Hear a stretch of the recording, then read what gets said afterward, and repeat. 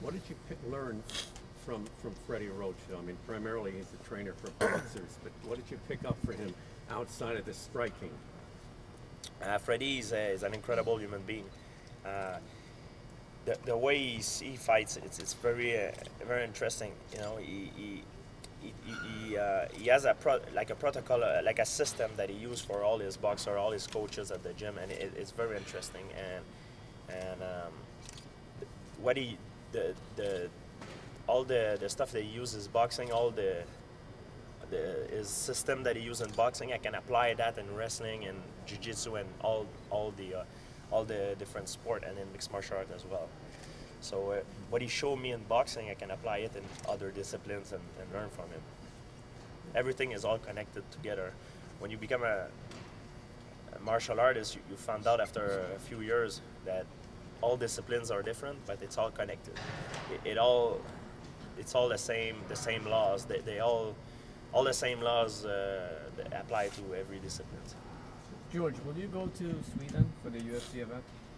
Yes, I go to Sweden, yeah, because I have a good training partner of mine and a good friend that is fighting. I might corner him, Francis Carmon.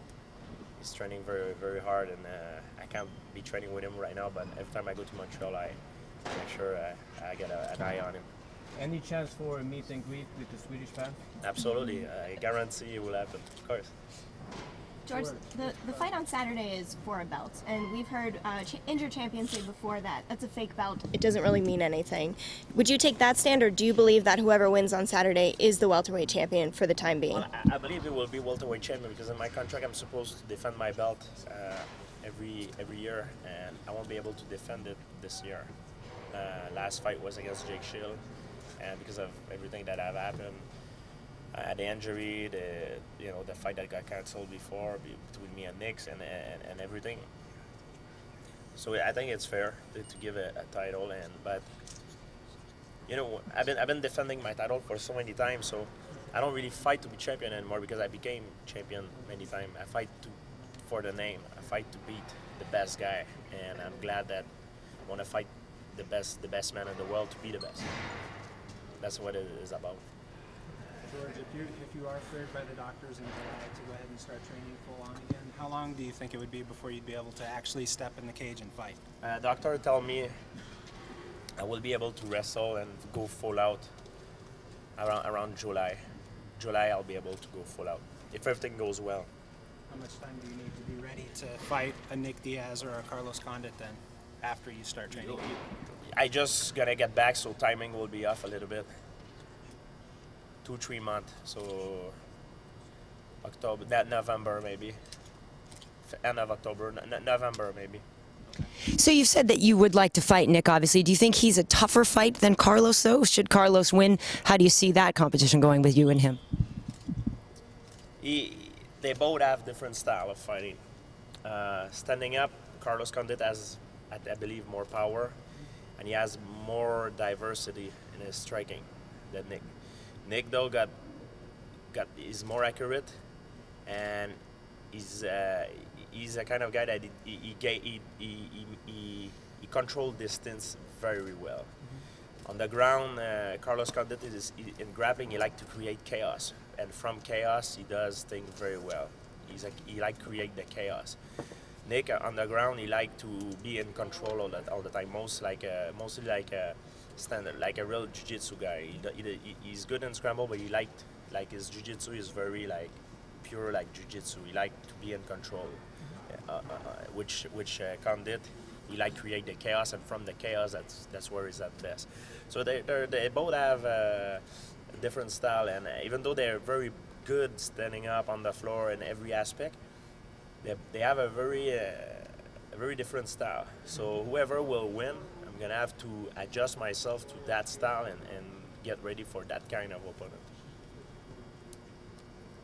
George, it's been a long time since you've been the fighter that's trying to earn a title shot. Can you tell us what the difference is to be that hungry fighter and where you are now? And do you look down and at the guys that are gunning after you, and what do you think of them? Do you pay attention to Ellenberger or Sanchez or Johnny Hendricks? Are you even paying attention to them, or just not yet? I pay attention to this, of course, but There's so many things that can happen in that sport. Sometimes you expect to fight someone and he lose. I just remember Rick's story. You know, he was the next big thing, and he lost. He lost the fight.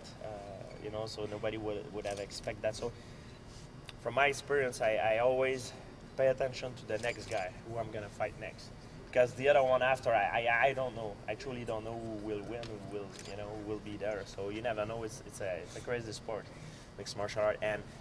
And far as of being hungry again, I never been so hungry for a long time. And the reason is, when I become champion, every guy that I was fighting, a lot of people, they always said, "Oh, he's gonna win easy. I don't even know why he's fighting that guy." And now that I got hurt, it's a big thing, you know. It's a big injury. A lot of people, they don't come back as good as they were. Most people do if they do the right thing. And it questions a lot. A lot of people they think that I might not never come back the same, or Nick Diaz is better than me, or I might not ever come back on top.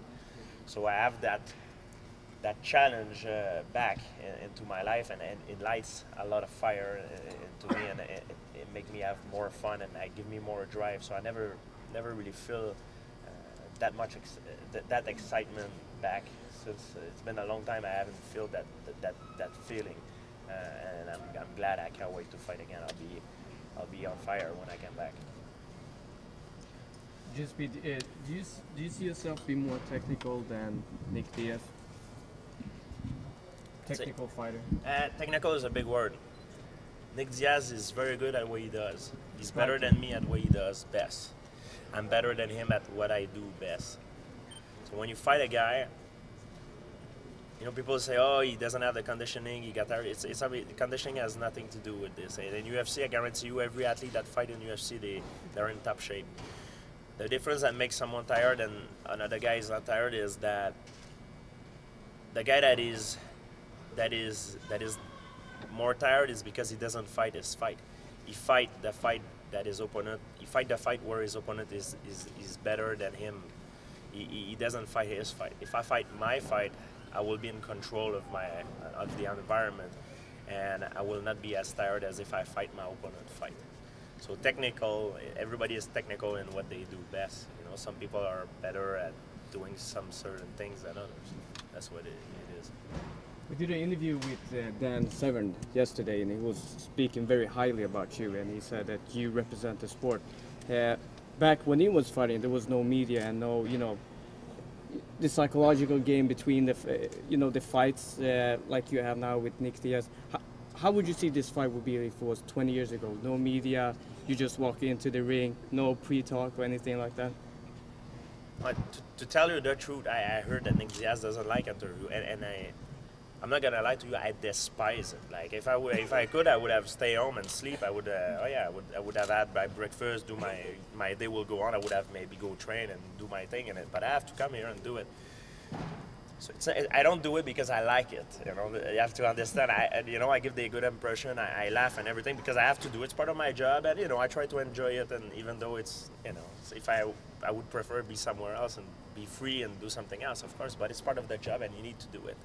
So if it would be back in the day, of course, it would be just that fight. It would be great. But the reason why we have more money now as athletes and our sport get mainstream is because of this, and it's part of the job to do it. It's part of my job to promote the fight. People want to know what go through my head, and it's normal, and it's okay too. I don't enjoy it, but I have to do it, and it's fine.